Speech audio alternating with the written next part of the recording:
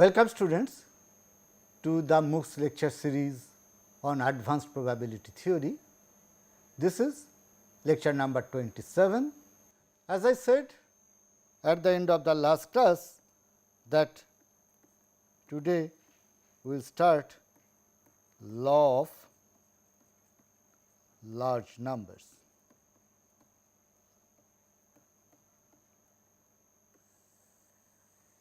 In fact, there is not one law,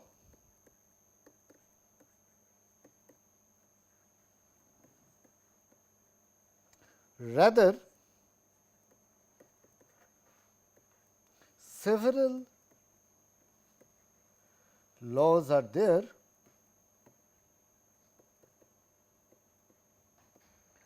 we shall look at some of them in detail. Now, law of large numbers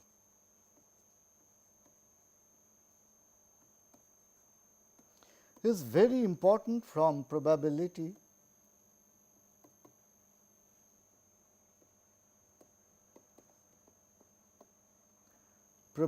theory,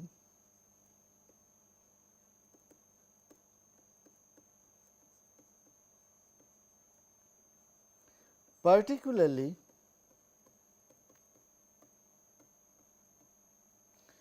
in the event of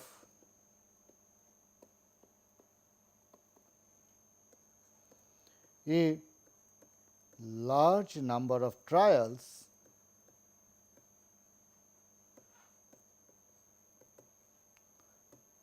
of the same experiment.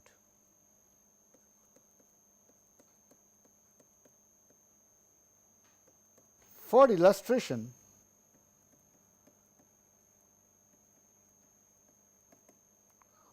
consider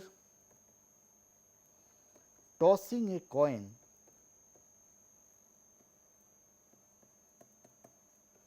n times, and suppose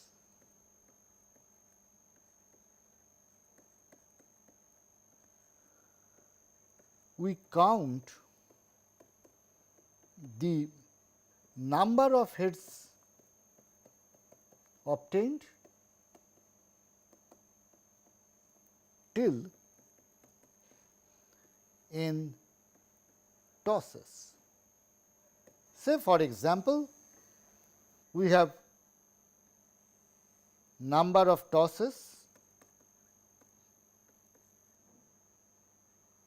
say 1, 2, 3, 4, 5, 6, 7, 8, and suppose the outcomes are like this. Suppose the outcomes are head, head, tail, tail, head, tail, tail, tail. Let us go two more steps, head, tail. Then the number of heads, if we count till nth toss, going to be 1, 2, 2, 2, 3, 3, 3, 3, 4, 4. So, if we consider average number of tosses, or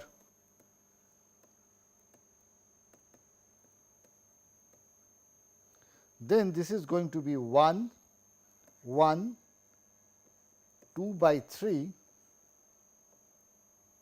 half, 3 by 5, half, 3 by 7, 3 by 8, 4 by 9 and 4 by 10. We know that we obtain the probability P of success, that is head, by dividing the total number of heads by n. This is because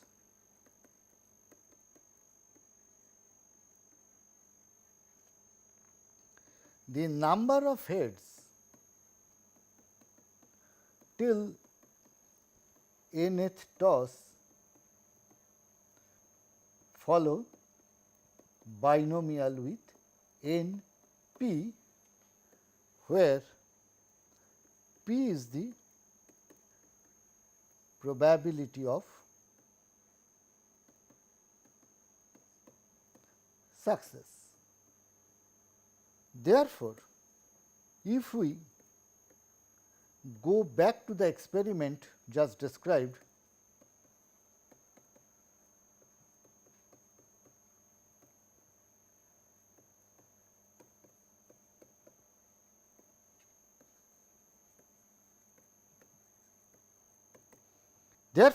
if we go back to the experiment just described, we see that the number of or the proportion of heads is changing with the number of tosses. But we know that from the theory of probability,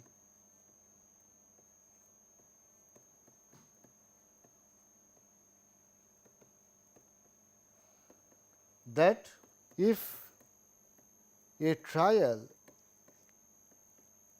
can be carried out infinitely number of times,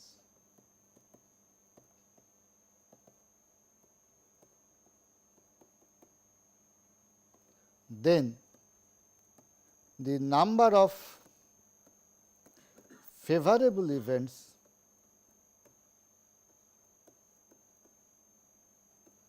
divided by total number of events gives the probability of the event. In this case, the event is occurrence of head,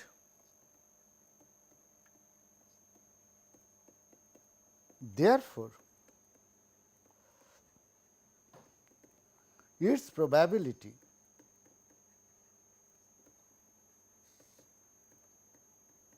that is P can be obtained by tossing the coin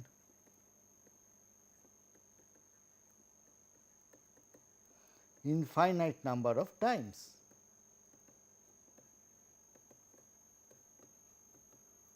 But in reality, we cannot toss infinite number of times.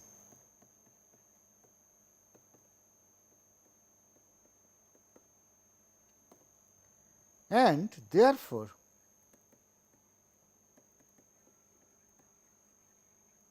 we are never sure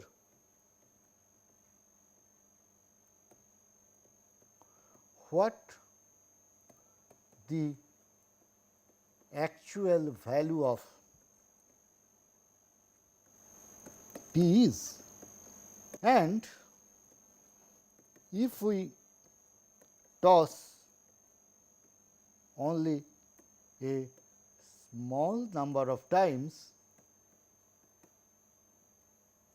then we get different values for P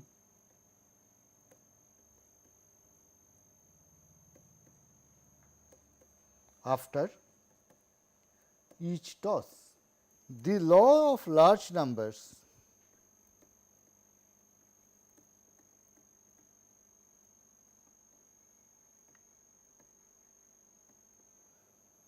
says that, in essence, says that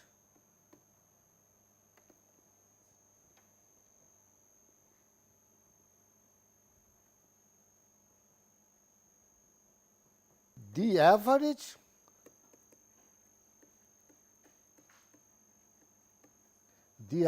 of the results obtained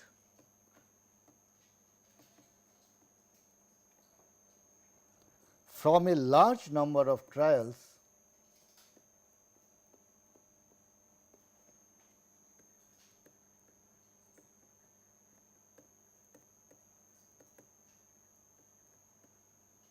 should be very close to the expected value.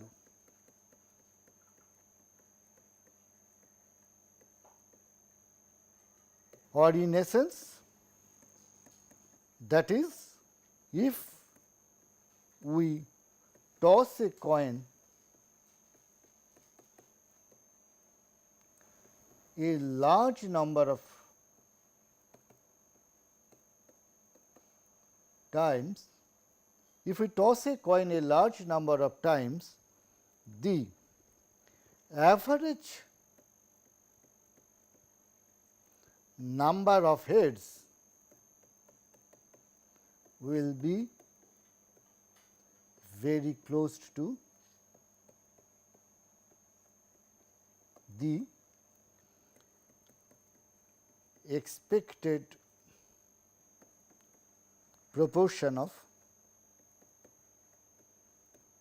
heads.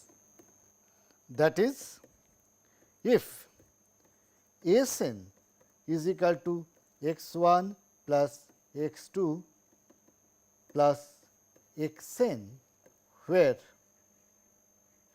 each xi is a Bernoulli random variable,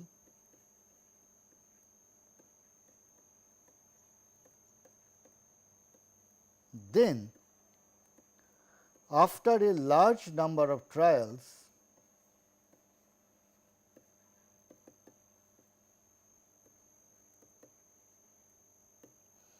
Sn by n, the average number of heads will be very close to the average proportion of heads will be very close to the actual proportion of head, that is p. This is true not only for Bernoulli random variable, but for a wide range of cases, as we see below. Now, the above is very important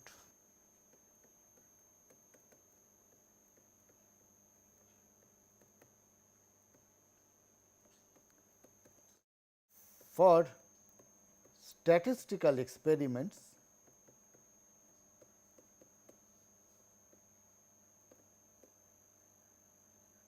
However, it has some theoretical limitations.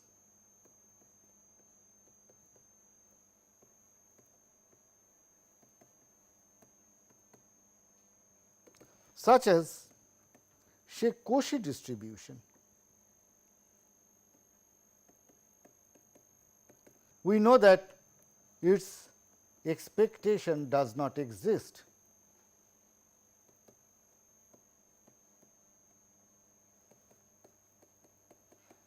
Similarly, say Pareto distribution, which is of the form alpha x naught to the power alpha upon x to the power alpha plus 1 for x belonging to x naught comma infinity and alpha is greater than 0. For alpha less than 1, the expectation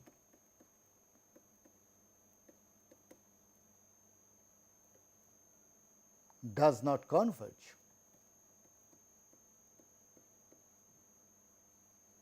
Because this 1 will be cancelled when we multiply with x, therefore, this series will not converge. But despite this theoretical limitations,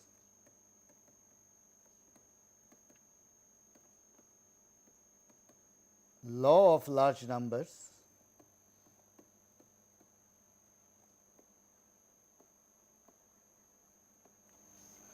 has huge importance in probability.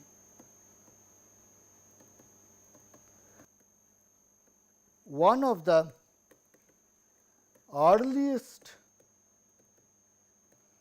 version of this is called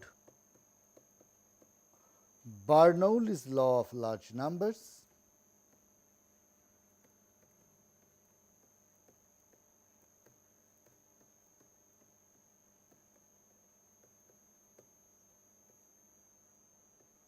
Which goes as follows.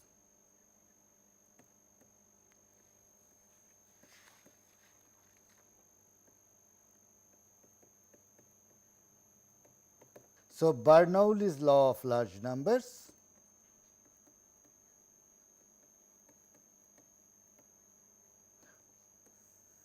which states that let there be n trials of a random variable that takes only two values, success and failure. Let x be the number of success after n trials. Then probability modulus of x n minus p less than epsilon goes in probability to 1 as n goes to infinity, or alternatively probability modulus of x by n minus p greater than epsilon goes to 0 as n goes to infinity. So, let us analyze the statement. X by n is the proportion of success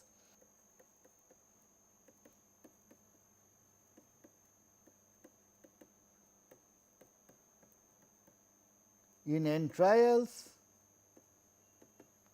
and p is the expected proportion. So, Bernoulli's law suggests that the difference between them being greater than some epsilon will probabilistically will go to 0, where epsilon can be any positive quantity greater than 0. Proof. The proof comes from Chebyshev's inequality.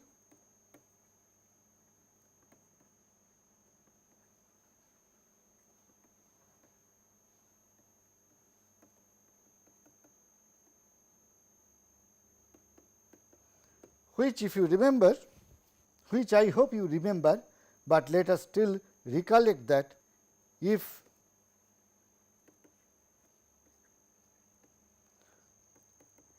which states that if z is a random variable with expected value of z is equal to mu, then probability modulus of z minus mu less than epsilon is greater than 1 minus variance of z upon epsilon square. This we have proved earlier. Now, let us apply the above result, the above inequality for x by n. We know x is distributed as binomial n comma p. Therefore, expected value of x by n is equal to n p by n is equal to p, and variance of x by n is equal to n p q upon n square is equal to p q upon n. Therefore, probability modulus of x by n minus p less than epsilon is greater than 1 minus p q by n epsilon square, which is greater than 1 minus 1 by 4 n epsilon square, since the maximum value for p q is equal to 1 by 4. Therefore, for any fixed epsilon, probability modulus of x by n minus p less than epsilon is greater than 1 minus 1 upon 4 n epsilon square, and this part going to 0 as n goes to infinity. That is, x by n converges to p in probability. So, that is the proof that is the proof of Bernoulli's theorem. A more generalized version is called weak law of large numbers, which we shall write as WLLN, and it is stated as follows: let x1, x2, xn be any sequence of random variables such that xi has the expectation mu y less than infinity and variance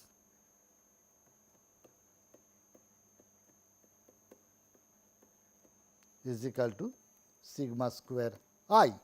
Then the probability that modulus of sigma xi I is equal to 1 to n upon n minus sigma mu I is equal to 1 to n upon n less than epsilon is greater than 1 minus eta for all n greater than equal to n naught where n naught depends upon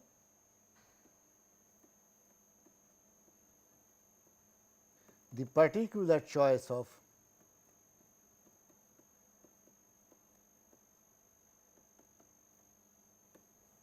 epsilon and eta, however small positive quantity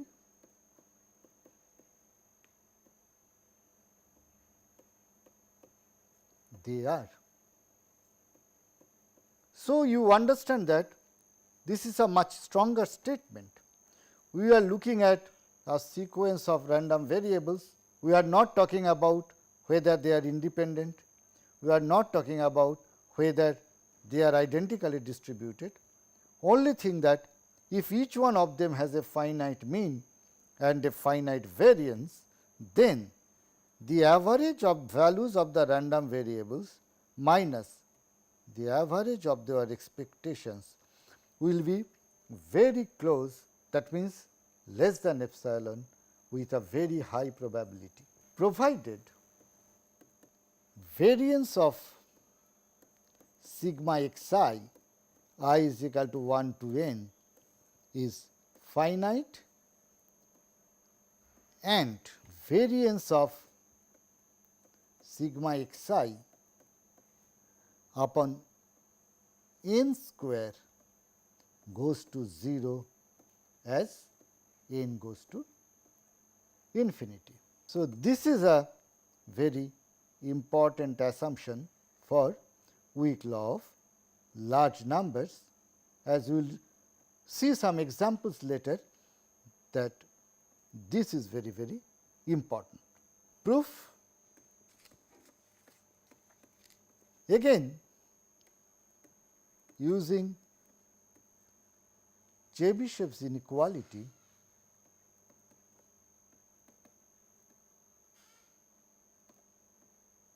probability modulus of sigma xi I is equal to 1 to n divided by n minus sigma expected value of xi I is equal to 1 to n divided by n, this less than epsilon is going to be greater than 1 minus variance of, or maybe greater than equal to 1 minus variance of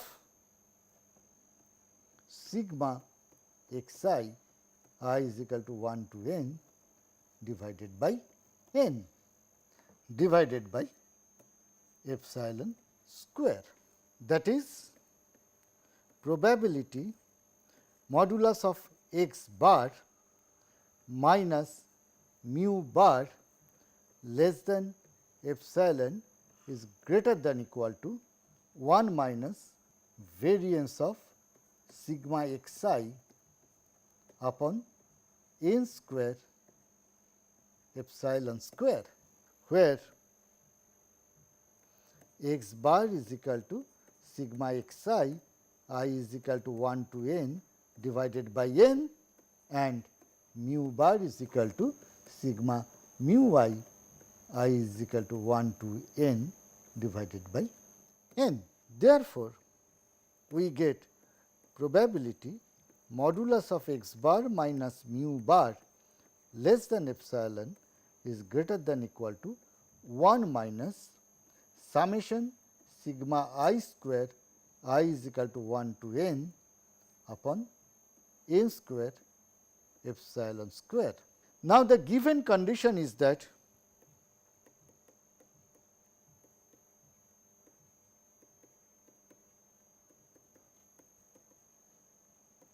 variance of sigma xi upon n square goes to 0.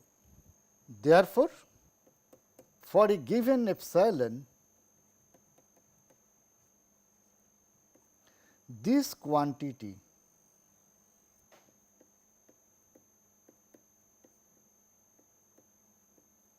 goes to 0. That is, there exists n naught such that for all n greater than equal to n naught, summation of sigma I square upon n square epsilon square is less than eta, however small eta is. Therefore, we see that probability modulus of sigma xi I is equal to 1 to n upon n minus sigma mu I is equal to 1 to n upon n, that probability less than epsilon is greater than equal to 1 minus eta for all n greater than equal to n naught. Hence, proved.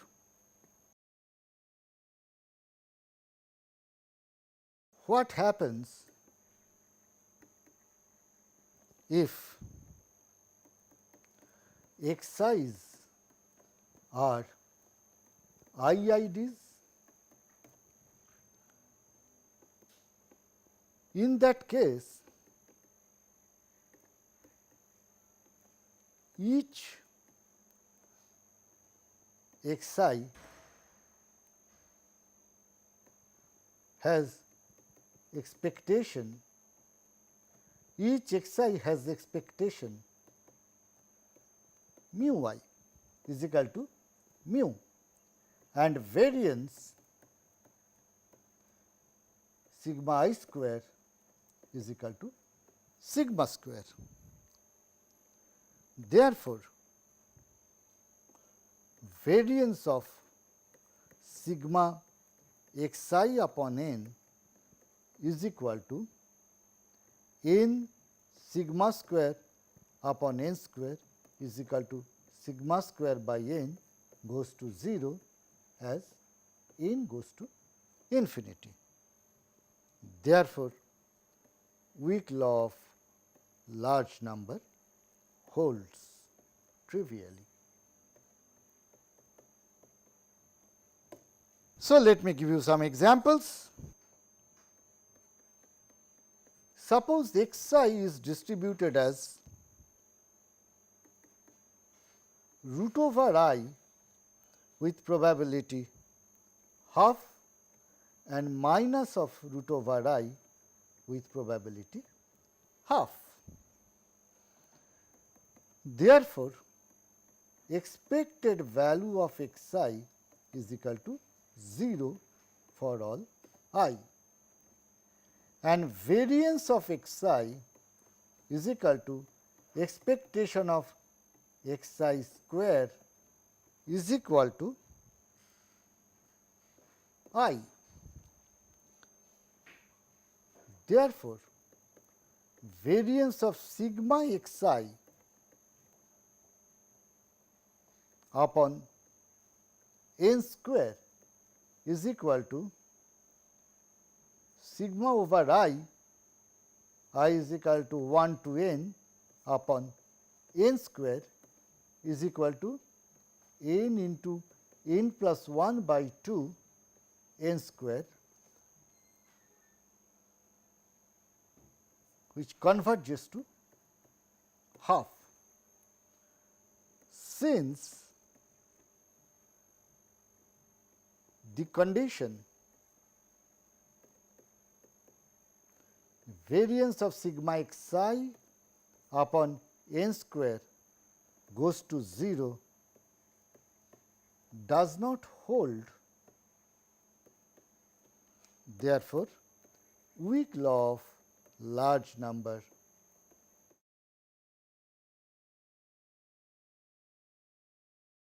does not hold. Example 2, xi is equal to I to the power alpha with probability half and minus I to the power alpha with probability half. Therefore, as before, expected value of xi is equal to 0 and variance of xi is equal to I to the power 2 alpha. Therefore, sigma variance of xi is equal to sigma I to the power 2 alpha, I is equal to 1 to n is equal to integration 0 to n x to the power 2 alpha dx, which is equal to x to the power 2 alpha plus 1 upon 2 alpha plus 1 from 0 to n is equal to n to the power 2 alpha plus 1 upon 2 alpha plus 1. Therefore, 1 by n square into sigma variance of xi, I am writing is sigma variance of xi, since variance of sigma xi is equal to sigma variance of xi if xi's are independent. And so, in the above setup,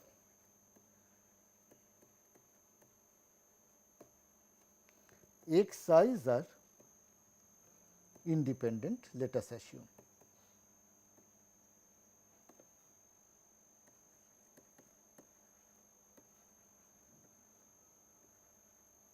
Therefore, 1 by n square into sigma variance of xi is equal to n to the power 2 alpha plus 1 upon n square into 2 to the power alpha plus 1, n to the power 2 alpha plus 1 upon n square into 2 alpha plus 1, which will go to 0 if 2 alpha plus 1 is less than 2. That means, this quantity has to be dominated by this quantity, that is alpha is less than half. Hence, no wonder that when alpha is equal to half, weak law of large numbers does not hold. Another example, consider xi following normal 0 1. Since these are IIDs with finite mean and variance, weak law of large number holds. What about this sequence sigma xi square? We know that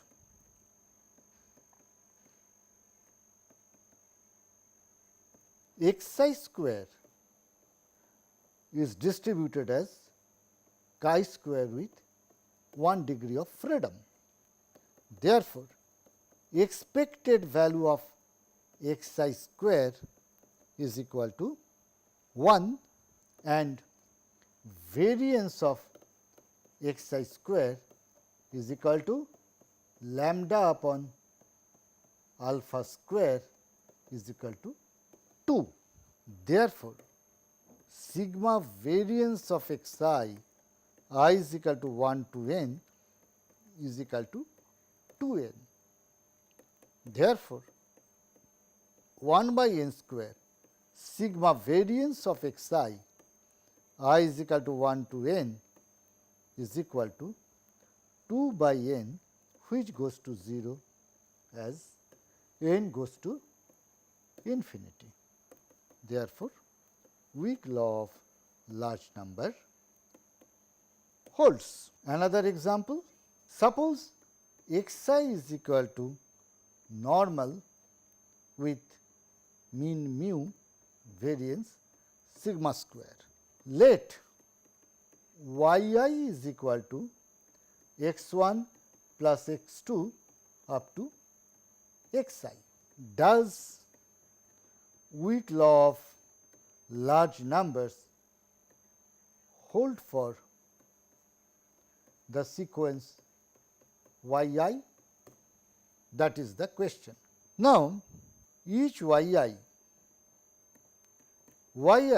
is distributed as normal with I mu and variance is equal to I sigma square. Therefore, variance of y1 plus y2 plus yn is equal to sigma square into 1 plus 2 up to n is equal to n into n plus 1 by 2 sigma square. Therefore, 1 by n square into variance of y1 plus y2 plus up to yn is equal to n into n plus 1 by 2 n square into sigma square, which does not go to 0 as n goes to infinity. So, this is the notation to imply that it is not converging to 0. Therefore, weak law of large number does not hold. Let me now state a very important theorem which states as follows: let x n be a sequence, let x n be any sequence of random variables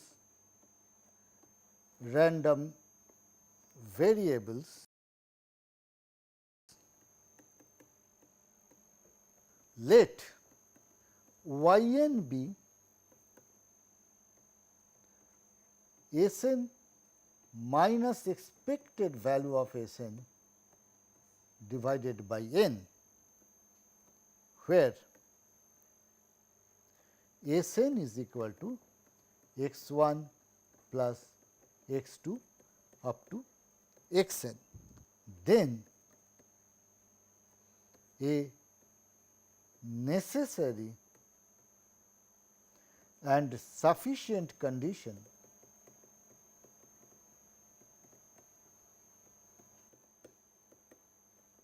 for weak law of large numbers to hold for x I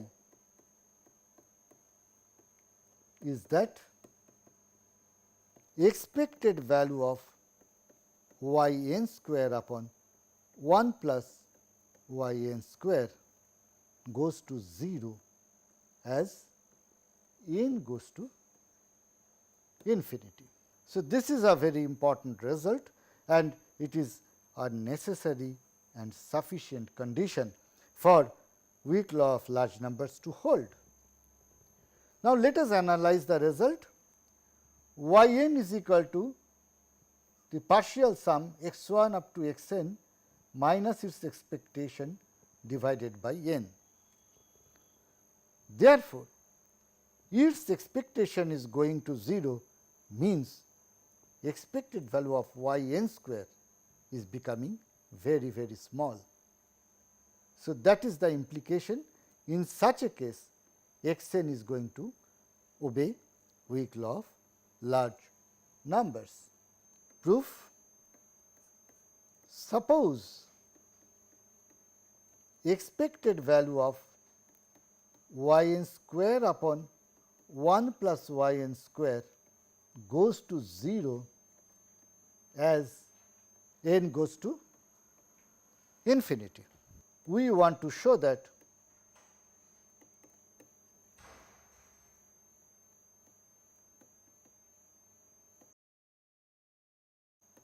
x I satisfies weak law of large numbers. That is, given epsilon greater than 0, there exists n such that for all n greater than n, probability modulus of sigma x I upon n minus sigma mu I upon n greater than epsilon, that probability will go to 0 as n goes to infinity. Consider the event A is equal to modulus of y n is greater than epsilon. Therefore, probability of A is equal to probability modulus of y n greater than epsilon.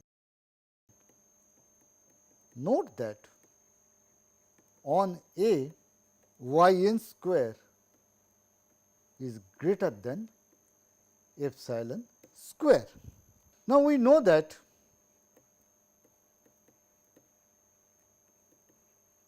given A greater than B, A plus A B is greater than B plus A B. That is, A into 1 plus B is greater than B into 1 plus A. That is, A upon 1 plus A is greater than B upon 1 plus B. We want to apply the same result here. So, we have y n square is greater than epsilon square on A. Therefore, on A, y n square upon 1 plus y n square is greater than epsilon square upon 1 plus epsilon square. Let B be the event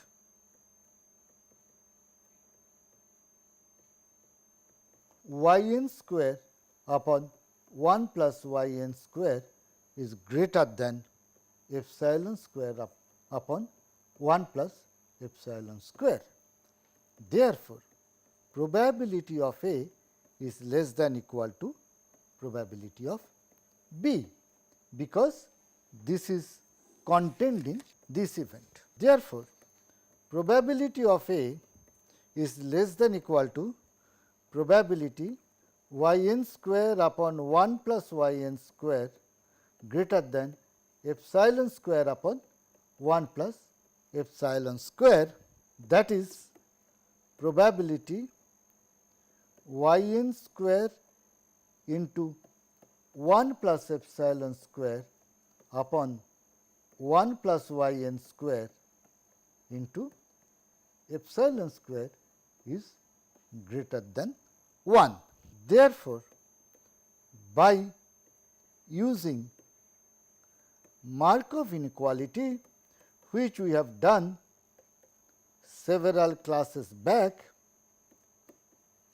we can write it as this probability is less than equal to expected value of y n square into 1 plus epsilon square upon 1 plus y n square into epsilon square, because the threshold there is 1.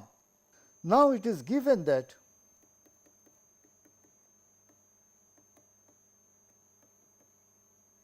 y n square upon 1 plus y n square is going to 0 as n goes to infinity.